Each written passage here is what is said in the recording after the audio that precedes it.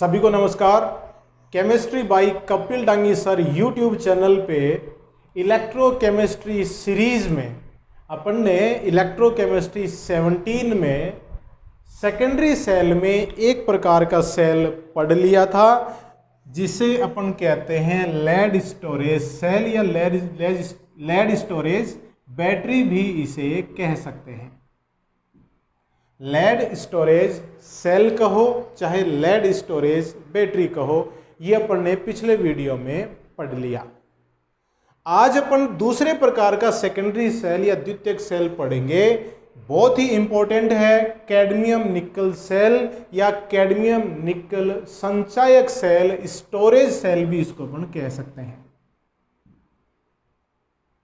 Storage cell, cadmium निकल संचायक cell.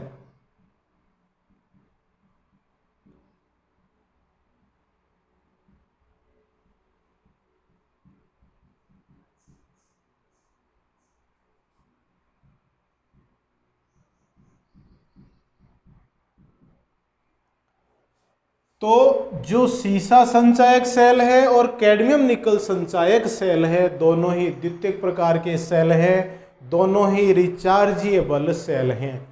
लेकिन cadmium निकल संचायक सेल लेड सीसा संचायक सेल जिसको अपन कहते हैं सीसा संचायक सेल से ये ज़्यादा अच्छा होता है। इसका विभव है वो ज़्यादा लंबे समय तक चलता है।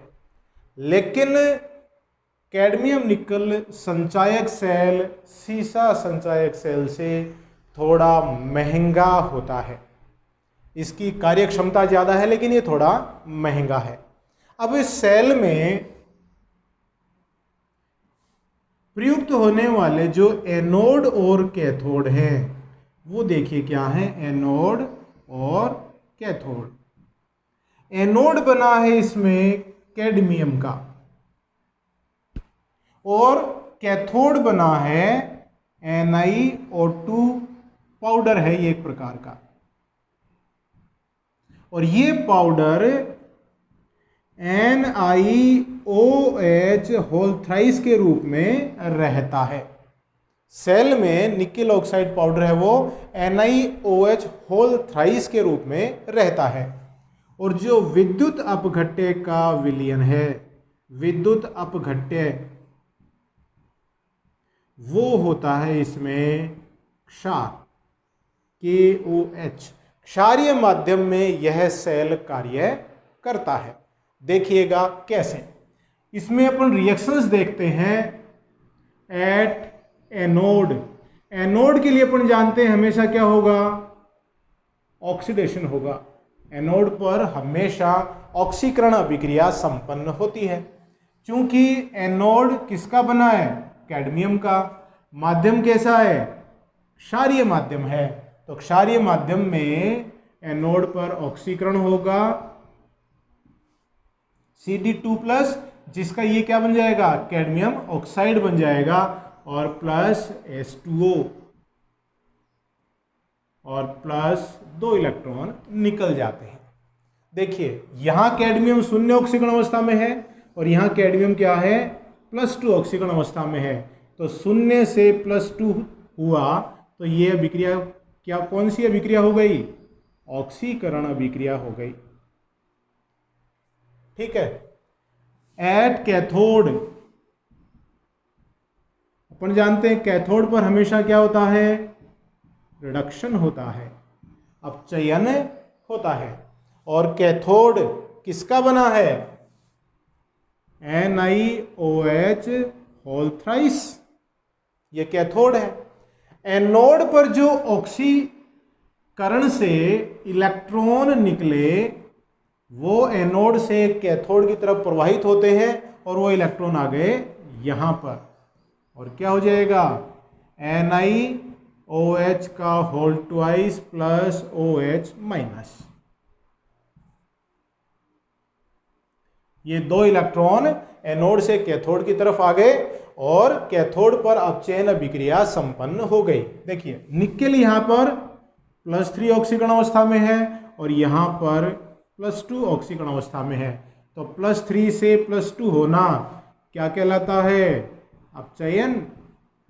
इसने इलेक्ट्रॉन ग्रहण कर लिया तो ये अपचयन अभिक्रिया संपन्न हो गई। तो इलेक्ट्रॉनों का प्रवाह हुआ एनोड से कैथोड की तरफ, तो विद्युत धारा का प्रवाह हो जाएगा कैथोड से एनोड की तरफ। अपन जानते हैं कि विद्युत धारा के प्रवाह की दिशा इलेक्ट्रॉनों के प्रवाह की दिशा से विपरीत होती है, ये अपन पहले भी पढ़ चुके हैं।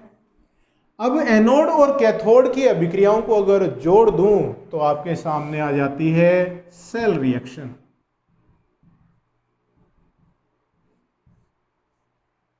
सेल रिएक्शन में देखिए 2OH- से 2OH- कैंसिल आउट हो गया, 2 इलेक्ट्रॉन से 2 इलेक्ट्रॉन कैंसिल हो गए। तो क्या बचा लेफ्ट हैंड साइड में?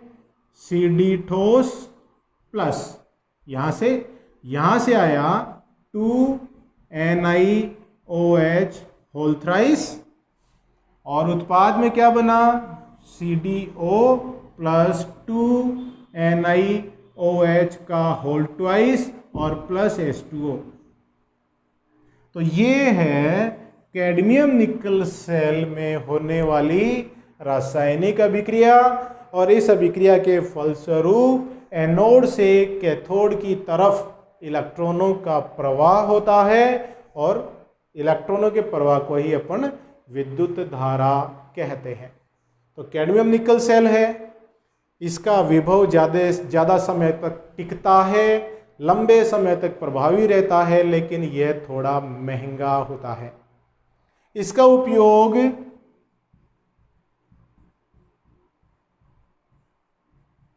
हाथ की घड़ी, हाथ में बांधते हैं ना, घड़ी है, कैलकुलेटर हैं, उनमें इनका उपयोग किया जाता है। कैडमियम निकल संचायक सेल के विभव का मान 1.4 वोल्ट होता है, जो लंबे समय तक स्थिर रहता है। इसमें परिवर्तन, समय के साथ इसमें कोई परिवर्तन नहीं आता है, तो बहुत ज़्यादा उपयोगी सेल होता है। तो ये हो गए सेकेंडरी सेल। तो अब तक अपन पढ़ चुके हैं प्राइमरी सेल और सेकेंडरी सेल, दोनों की तुलना भी अपन पिछले वीडियोज में कर चुके हैं। प्राइमरी सेल में अपन ने शुष्क सेल पढ़ा, जिसे लेक्लांश सेल भी कहते हैं। प्राइमरी सेल में ही अपन ने मरकरी सेल भी पढ़ा, और सेकेंडरी सेल में 2 प्रकार के सेल या बैटरी पढ़ लिए, सीसा संचायक सेल और कैडमियम निकल संचायक सेल। अब देखिए एक बहुत ही विशेष प्रकार का सेल है, जो दैनिक जीवन में भी काफी उपयोगी है, औद्योगिक क्षेत्र के लिए भी काफी उपयोगी है, और आजकल उसका उपयोग भी काफी किया जाता है, और उसका नाम है फ्यूल सेल, ईंधन सेल। बहुत इंपॉर्टेंट सेल है फ्यूल सेल, ईंधन सेल। एक प्रकार का विद्युत रासायनिक सेल ही है ये, डेनियल सेल ही है। इस ईंधन सेल में रासायनिक ऊर्जा विद्युत ऊर्जा में ही परिवर्तित हो रही है।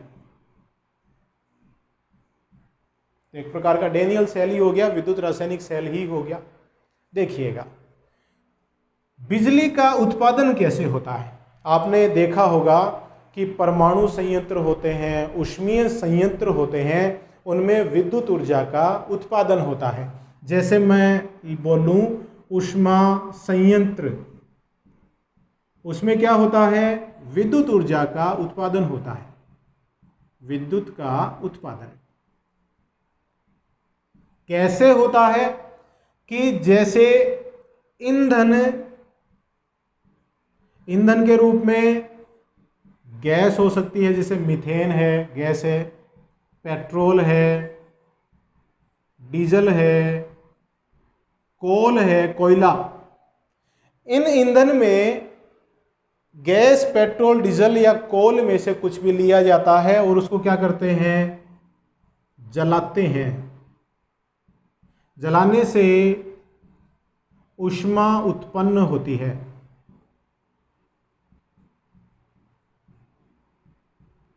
इस ऊष्मा का उपयोग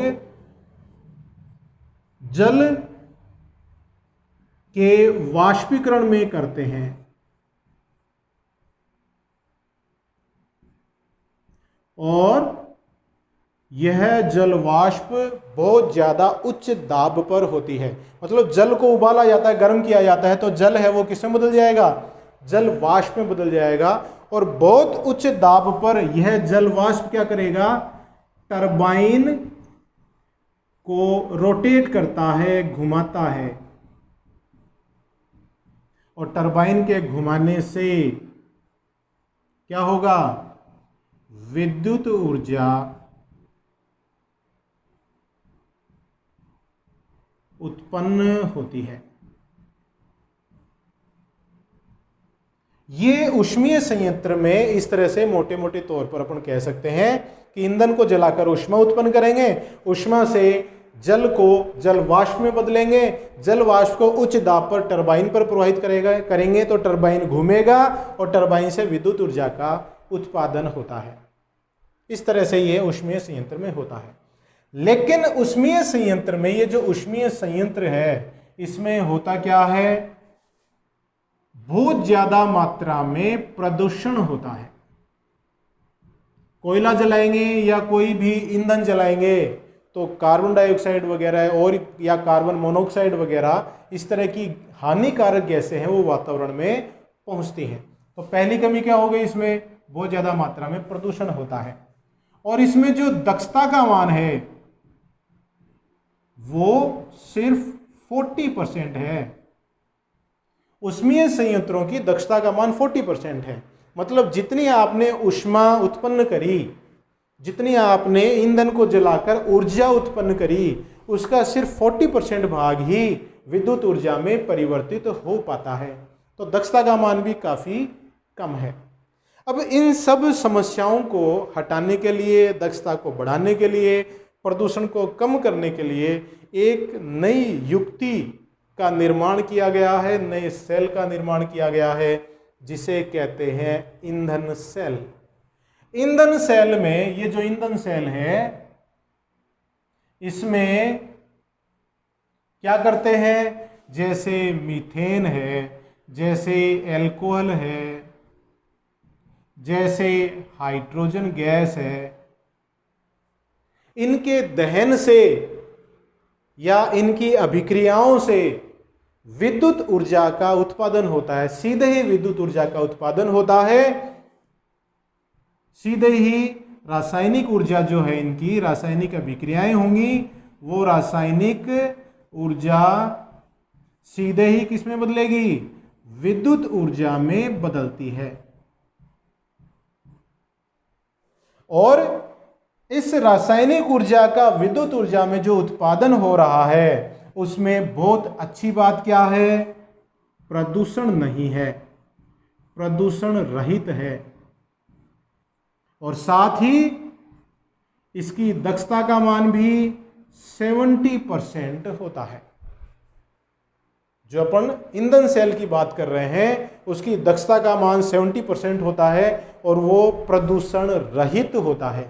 अब आप देखेंगे कि प्रदूषण क्यों नहीं हो रहा है, क्या कारण है? तो अपन एक बहुत ही इंपॉर्टेंट प्रकार का ईंधन सेल यहां पर लेंगे और वो है हाइड्रोजन ऑक्सीजन ईंधन सेल। बहुत इंपॉर्टेंट ईंधन सेल होता है। H2O2 fuel cell.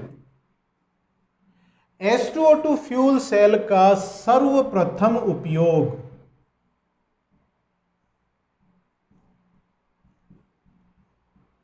अपोलो अंतरिक्ष यान में किया गया था। अपोलो अंतरिक्ष संयंत्र या अंतरिक्ष यान में किया गया था।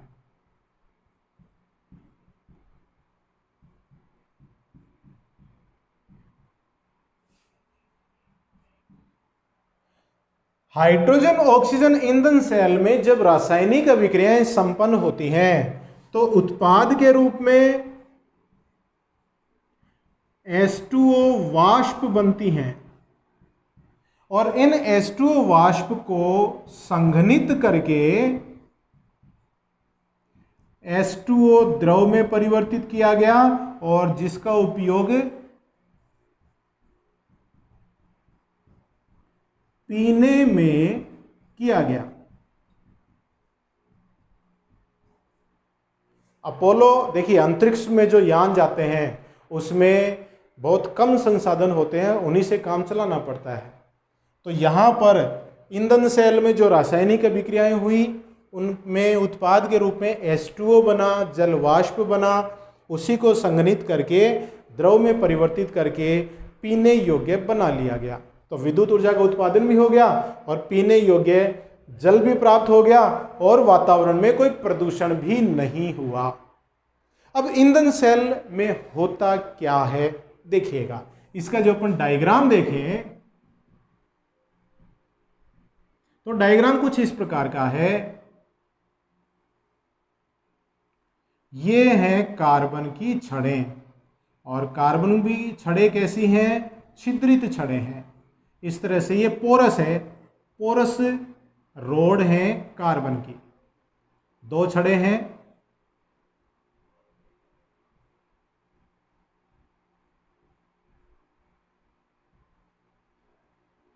ये यहाँ पे मेटलिक नोब लगी हुई है और इनको अपन आपस में इस तरह से जोड़ देते हैं।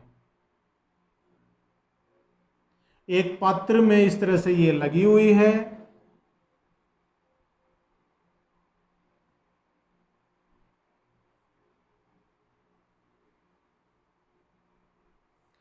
अब लेफ्ट हैंड साइड में जो रोड है इसके ऊपर H2 गैस को प्रवाहित करते हैं, हाइड्रोजन गैस को प्रवाहित करते हैं और राइट साइड में जो कार्बन की छिद्रित छड़ है उस पर ऑक्सीजन गैस को प्रवाहित किया जाता है। जिस छड़ पर हाइड्रोजन गैस प्रवाहित करते हैं वो एनोड की भांति कार्य करती है, मतलब ये नेगेटिव टर्मिनल है। और जिधर ऑक्सीजन गैस प्रवाहित किया जाता है वो कैथोड की भांति कार्य करती है, मतलब पॉजिटिव टर्मिनल होता है। अब दोनों की अभिक्रियाओं से, H2O2 की अभिक्रियाओं से क्या बनेगा? जल बनेगा। तो जल के निष्कासन के लिए मैं यहाँ पे द्वार बना रहा हूँ। तो ये यहाँ से क्या निकलेगा? अभिक्रिया के फलस्वरूप बनने वाला जल है वो इसमें से निष्कासित हो जाता है। अब विद्युत अपघट्य का विलयन, यहां पर जो विद्युत अपघट्य का विलयन है यह विद्युत अपघट्य,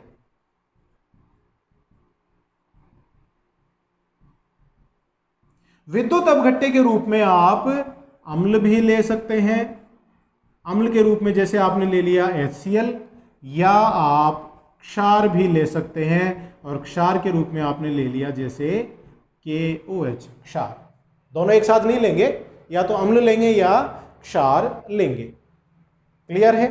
ठीक है। तो एनोड किसका है? उस ग्रेफाइट की छिद्रित छड़ को एनोड कहेंगे जिस पर हाइड्रोजन गैस प्रवाहित हो रही है, और कैथोड किसको कहेंगे? उस छिद्रित कार्बन की छड़ को कहेंगे जिस पर ऑक्सीजन गैस प्रवाहित होती है। ये और ये दोनों ही क्या हैं? ग्रेफाइट की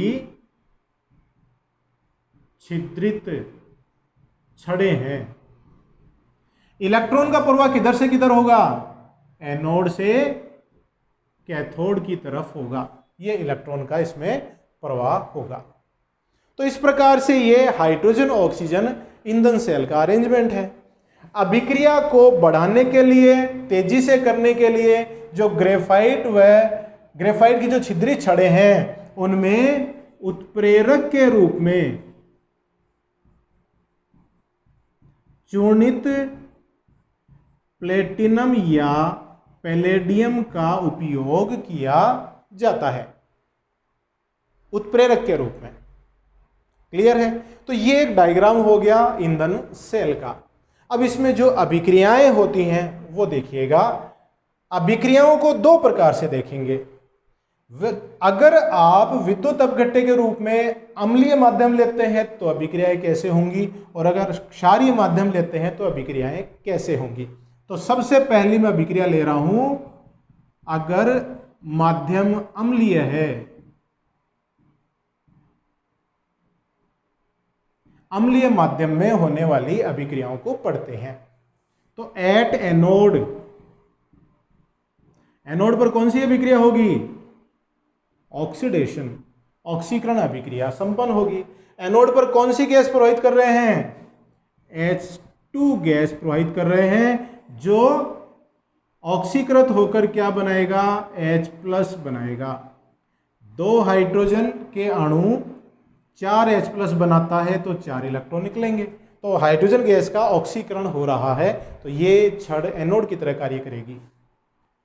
एट कैथोड, कैथोड पर क्या होता है? रिडक्शन होता है, अपचयन होता है। कैथोड कौन सी छड़ कार्य करती है? जिस पर ऑक्सीजन गैस प्रवाहित करते हैं, ऑक्सीजन गैस। ऑक्सीजन गैस जो एनोड पर उत्पाद बना 4H+ और 4 इलेक्ट्रॉन जो एनोड से कैथोड में आ गए, वो इस ऑक्सीजन गैस को 2H2O में परिवर्तित कर देते हैं। तो ये हो गई कैथोड पर होने वाली अभिक्रिया। दोनों को जोड़ दें तो सेल अभिक्रिया आ जाएगी। 2H2 gas plus O2 gas क्या बना? 2H2O, और ये भी गैस के रूप में ही प्राप्त होता है। तो देखिए, हाइड्रोजन ऑक्सीजन ने अभिक्रिया करी और जल का निर्माण हुआ, जल वाष्प का निर्माण हुआ, जिसे संघनित करके पीने योग्य जल में परिवर्तित कर सकते हैं। तो कोई प्रदूषण नहीं हुआ, विद्युत ऊर्जा का भी उत्पादन हो गया। दूसरे प्रकार की अभिक्रिया अपन देखते हैं क्षारीय माध्यम में। देखिएगा,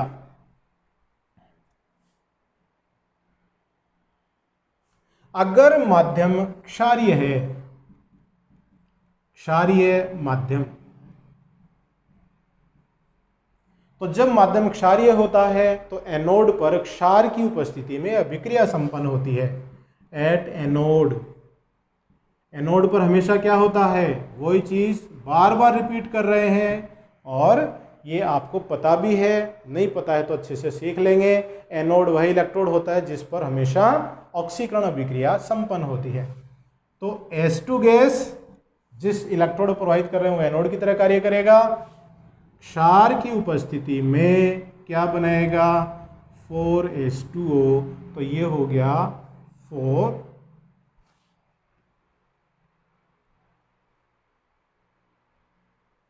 और इलेक्ट्रॉन कितने निकल गए? 4 इलेक्ट्रॉन निकल गए। 2H2 प्लस 4OH- ये क्रिया होगी और क्या बन गया? 4H2O प्लस 4 इलेक्ट्रॉन बन जाते हैं। एट कैथोड, कैथोड पर क्या होगा? रिडक्शन होगा। किसका रिडक्शन होगा? ऑक्सीजन का। O2 gas plus 2H2O plus 4 electron बन गया 4OH-। जो यहाँ उत्पाद बने एनोड पर, उसमें से 2 जल के अणु और चारों इलेक्ट्रॉन, इलेक्ट्रॉन तो सारे के सारे एनोड से कैथोड की तरफ जाएंगे, तो कैथोड पर आकर इसका अपचयन कर देते हैं। तो O2 गैस है, उसका अपचयन इलेक्ट्रॉनों के द्वारा इस तरह से ये हो गया। देखिएगा, अगर दोनों अभिक्रियाओं को जोड़ दूं तो 4OH- से 4OH- कैंसिल आउट हो गया, 4 इलेक्ट्रॉन से 4 इलेक्ट्रॉन, और 2 H2O इधर हैं तो उत्पाद में 2 H2O बचेंगे। तो 2H2 गैस प्लस O2 से बना 2H2O गैस।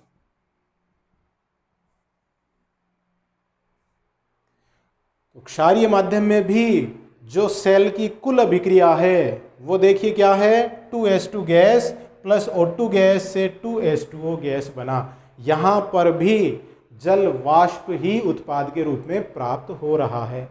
तो माध्यम चाहे अम्लीय हो, माध्यम चाहे क्षारीय हो, दोनों ही माध्यमों की उपस्थिति में H2O2 ईंधन सेल की जो रासायनिक अभिक्रियाएं हैं, कुल रासायनिक अभिक्रियाएं वो एक समान है।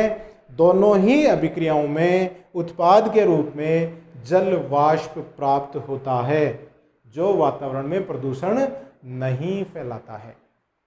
तो ये H2O2 ईंधन सेल बहुत ही इंपॉर्टेंट हो जाता है। इसके दो प्रकार की ये अभिक्रियाएं हैं।